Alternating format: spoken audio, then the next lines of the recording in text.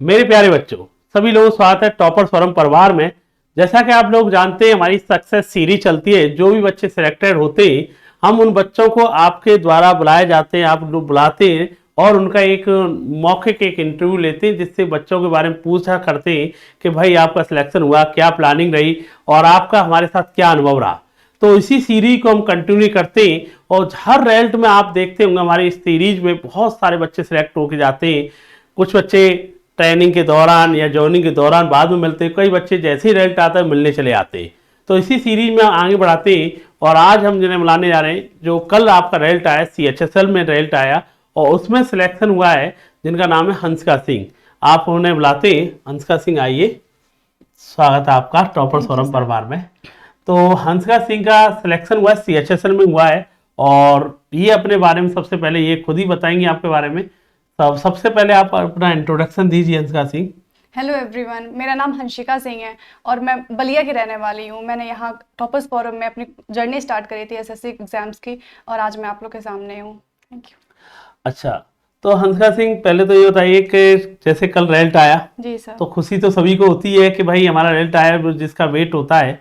तो जैसे कल आपने लिस्ट में नाम देखा तो कैसा लगा, पहले तो आप इसके बारे में बताइए। सर, जिस दिन का इंतज़ार था, जिस लिस्ट में अपना नाम देखना चाहती थी, देखा, बहुत खुशी हुई, बहुत ही ज़्यादा। एक स्टूडेंट को सर इसी दिन का इंतज़ार होता है कि रिजल्ट लिस्ट में अपना नाम देखने के लिए। बहुत अच्छी बात है और सबसे बड़ी बात है, आपको तो खुशी होती है जी और सेम खुशी माँ बाप और आपके गुरु जरूर फील करते हैं। आपको मैसेज हमें मिला, हमें भी बहुत अच्छा लगा कि जो बच्चा हमने पढ़ाया और आज वो रिजल्ट आ गया, तो बहुत बड़ी खुशी हमें मिलती है।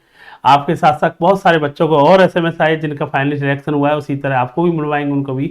अच्छा, तो एक बात और है, जैसे पढ़ते पढ़ते आपको भी कई बार ऐसा लगा होगा, चलो आज तो सिलेक्शन हो गई, आपको अभी मैं ऑफलाइन क्लास में भी लेके गया था, बच्चों के बीच में मिलवाया आपको मैंने।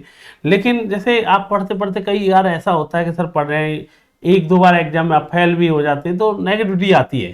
तो कैसे अपने आप को पॉजिटिव करते थे उस टाइम पे आप? सर, अपने टीचर से बात करना, आप लोग से बात करना। आप लोग मेरे टीचर्स हैं, आप लोग ने शुरू से हमारे अंदर पॉजिटिविटी लाई है। कभी भी कोई भी दिक्कत हो, आप लोग से कंसल्ट करना, माँ बाप से बात करना। खुद के अंदर से भी आती है कि नहीं, कोई बात नहीं, फेल हो गए तो फिर से रीस्टार्ट करते हैं। तो फिर सबसे बड़ा रोल रहा है मेरे पेरेंट्स का, मेरे टीचर्स का, आप लोग का। सर, आप लोग ने हमेशा से सपोर्ट किया है और पॉजिटिविटी दी है हम लोग को कि आगे प्रिपेयर करें। क्योंकि आजकल हम देखते हैं बच्चा एक दो एग्जाम फेल देने के बाद सोचता है कि सर अब पढ़ाई छोड़ दे, ये छोड़ दे।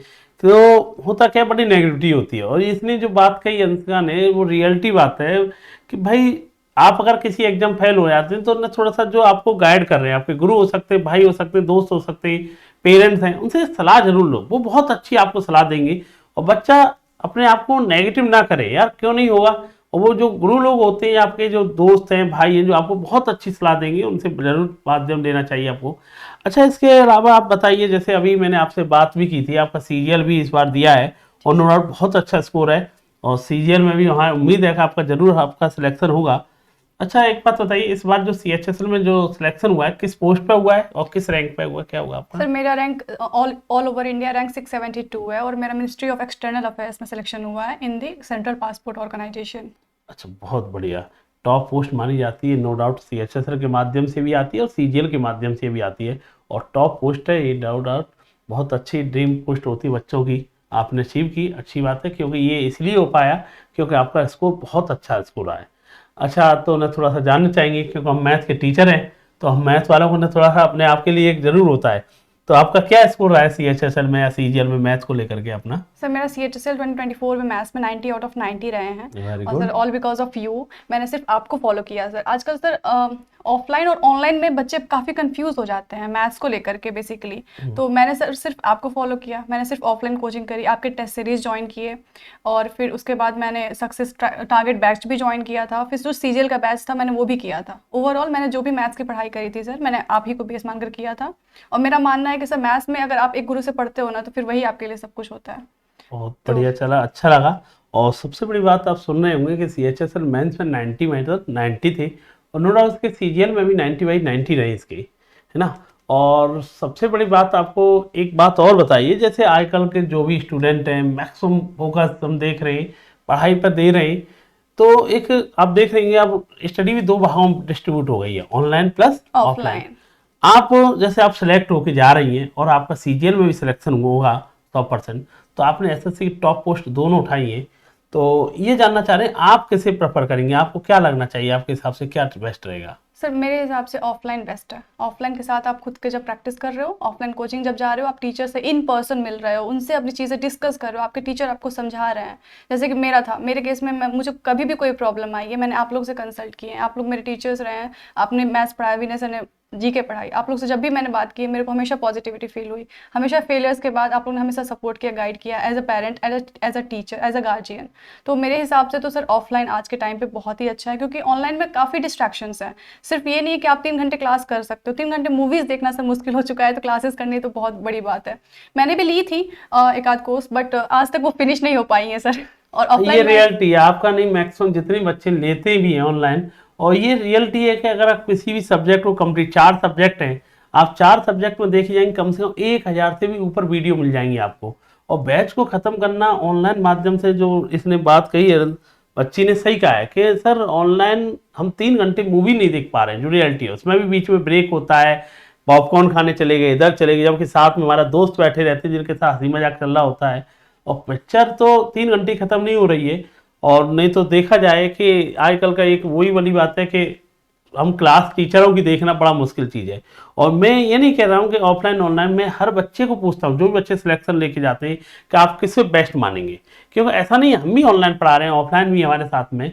ये मैक्सिमम बच्चों का, जो बच्चे सिलेक्ट होके जाते हैं, उनका एक अनुभव रहता है सर हमने जो क्लास के द्वारा जो किया, कवर किया, वो ऑफलाइन के द्वारा नहीं हो पाया। वो ऑनलाइन बैच खरीद लेते लेकिन वो पूरी तरह से उसे कंप्लीट नहीं कर पाते, क्योंकि वो डिसिप्लिन बन नहीं पाता है। ऑफलाइन का क्या होता है, आप क्लास में आएंगे, क्लास की गाइडेंस में रहेंगे। ऑनलाइन क्या होता है, आज वीडियो पढ़िए, चलो सर टाइम मिलेगा कल देखते, परसों देखते, ये देखते, और फिर वो हो नहीं पाता है। अच्छा, तो एक बात और है, जाते जाते लास्ट सवाल आपसे, जी सर, कि जैसे आपके जूनियर सीनियर कई दोस्त फ्रेंड भाई लोग है ना तैयारी कर रहे हैं, इस बार सीजीएल का फिर एग्जाम दे रहे हैं, और भी वनडे एग्जाम दे रहे हैं, रेलवे का एग्जाम है, यूपी का एग्जाम, बैंक का एग्जाम है ना, सबका फॉर्मूला तो एक ही होता है। तो आप उनको क्या सलाह देना चाहिए? जैसे आपने इतना अच्छा स्कोर लेके आई, तो आप क्या चाह रही हैं कि उनका भी अच्छा स्कोर आया, तो क्या रहा है आपका मेन चीज़, किस चीज़ पर फोकस करना चाहिए? सर कंसिस्टेंसी, आपकी प्रैक्टिस, डेली बेसिस पे आपको चारों सब्जेक्ट को इक्वली वैल्यू देनी है, चारों को इक्वली रिवाइज करना है, क्योंकि चारों का ही रोल उतना ही है पर सब्जेक्ट का। आपको डेली बेसिस पे कंसिस्टेंसी ज़रूरी है कि आप डेली बेसिस पे पढ़ रहे हो, आप क्लासेस अटेंड कर रहे हो, अपने टीचर्स, अपने पेरेंट्स से कांटेक्ट में हो, ताकि वो आपको अंदर से मोटिवेशन भी आएगा कि हाँ मुझे आगे पढ़ना है। तो कंसिस्टेंसी ज़रूरी है सर, पेशेंस ज़रूरी है, और परसिवरेंस तो बहुत ही ज़्यादा ज़रूरी है। अच्छा, एक last and final, speed test के माध्यम और बताइए, जो बच्चे आजकल क्या होता है सोचते हैं भाई कोर्स कंप्लीट होगा जब स्पीड टेस्ट लगाएंगे, ये लगाएंगे, आप स्पीड टेस्ट का वैल्यू कितना मान के चलते हो, और कैसे स्पीड टेस्ट बच्चों को लगाना चाहिए? सर मैंने तो जब जिस दिन कोचिंग ज्वाइन करी थी, उस दिन डे 1 से मैंने स्पीड टेस्ट लगाना स्टार्ट कर दिया था, और फिर आपके गाइडेंस में मैंने लगाना स्टार्ट किया था। तो मुझे भी ऐसा था कि कोर्स नहीं कंप्लीट है, अभी से क्यों स्पीड टेस्ट दूँ। मैं आपके सामने आई थी सर कि मेरा सर अभी कोर्स नहीं कंप्लीट है, स्पीड टेस्ट मैं कैसे दूंगी। आपने मुझे मोटिवेट किया, गाइड किया कि नहीं बेटा स्टार्ट कर, फर्स्ट डे से स्पीड टेस्ट देना स्टार्ट करना चाहिए। पूरा रोल ही स्पीड टेस्ट का है। जब आप स्पीड टेस्ट देते हो, आपकी अपनी कमियां आपको दिखती हैं कि हाँ मैं कहाँ पे कमज़ोर हूँ, किस सब्जेक्ट में कौन सा मेरा वीक है, कहाँ मैं फंस रहा हूँ। उसके बाद जो भी चीज़ें हैं आप टीचर से डिस्कस करिए, या फिर खुद से देखिए कि कहाँ फंस रहे हो।